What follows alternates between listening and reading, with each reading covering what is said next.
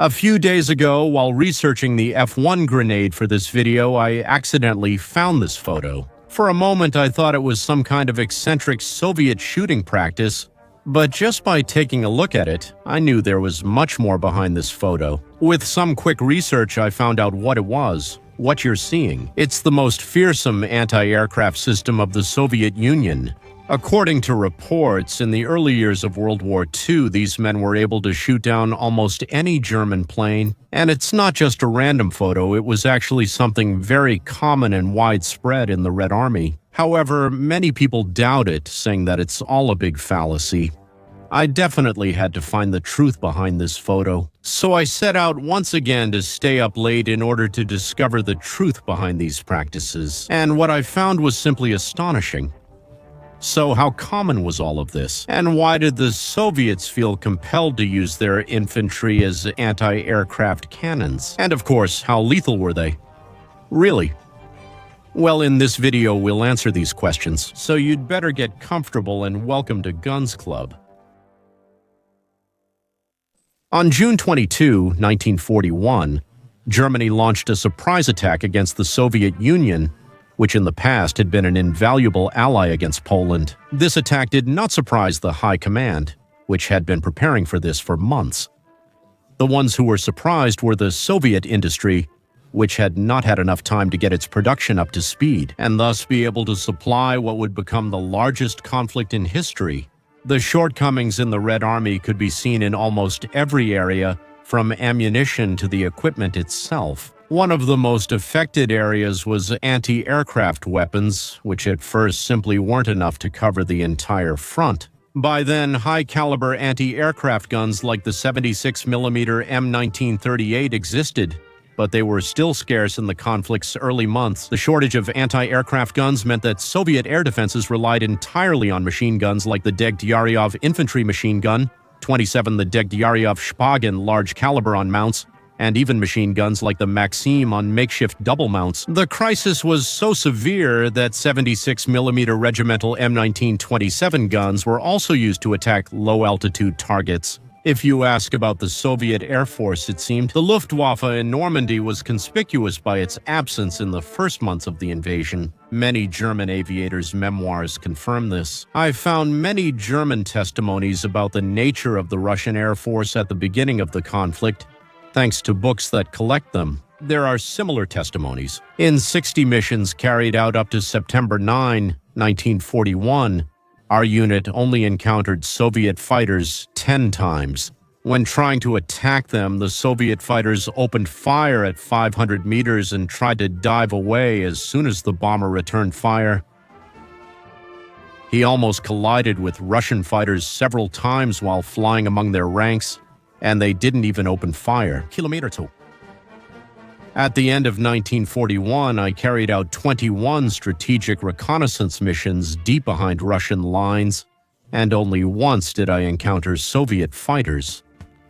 The situation with the Soviet pilots got so out of control at the beginning of the conflict that Stalin had to issue a direct order so that only the pilots who have participated in formidable combat are rewarded, and those who haven't are simply kicked out of the Air Force for being deceivers and liars. As you can see, at first the Soviet air defenses left much to be desired, and their fighters simply avoided any combat. By June 1941, the Luftwaffe superiority was total, and they operated almost without any kind of interference. To exploit weak air defenses, the heavy bombers operated at really low altitudes to improve their accuracy. And dive bombers were the daily bread of the poor Soviet soldiers. What I'm about to share is a widely repeated legend. But is it believed that what we see in this photo was the responsibility of a small group of men?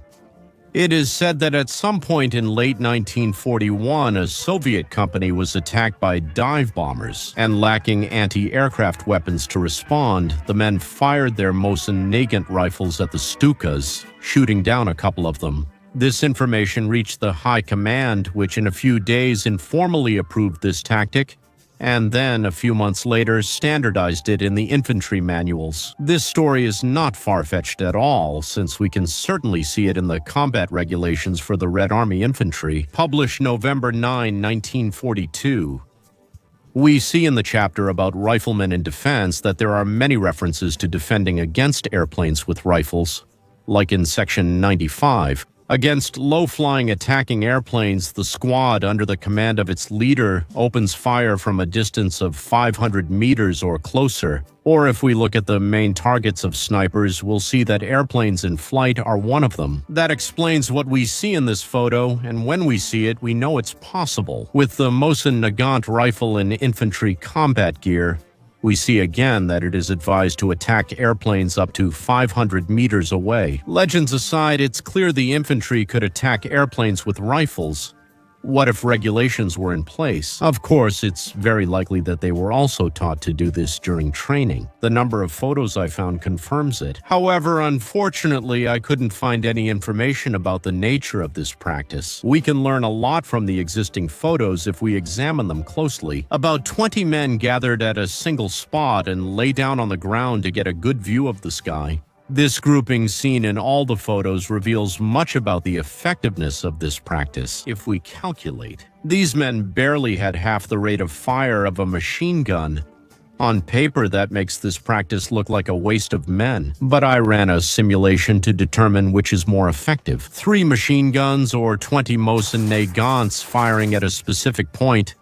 And interestingly, they have almost the same effectiveness. Of course, this is not a very realistic test, but it helps us evaluate both firing modes. And the concentrated firing mode of the anti-aircraft platoon with rifles was more effective because it covered a larger area of action than the machine guns, even though just one of the latter had twice the rate of fire as a single one. Anti-aircraft rifle platoon, unfortunately, I couldn't find exact figures on the effectiveness of the anti-aircraft rifle platoon. But I did find a very interesting quote in the book Stalingrad by Anthony Beaver, which says, "For fighter pilots, ground attack was considered a menial and unnecessarily dangerous task. It lacked the skill of aerial combat and ran the risk of a lucky shot from the ground. When the Russian infantry, lying on their backs, fired with their rifles, it would be very, very good to find exact figures. But unfortunately, since it was a practice that practically disappeared with the arrival of modern anti-aircraft guns in all the ranks of the Red Army, it simply vanished. And also, the Soviets were not as statistical as the Americans." However, this quote from the book Stalingrad by Anthony Beaver confirms that these men were truly feared by the Germans, who simply preferred not to approach the ground because of their presence. Definitely, these men were formidable soldiers who managed to surpass their limits to win the greatest war in history. A few months ago, we discussed how Soviets attached their rifles to artillery. I highly recommend this video of a similar nature. Thank you very much for watching this one, and goodbye.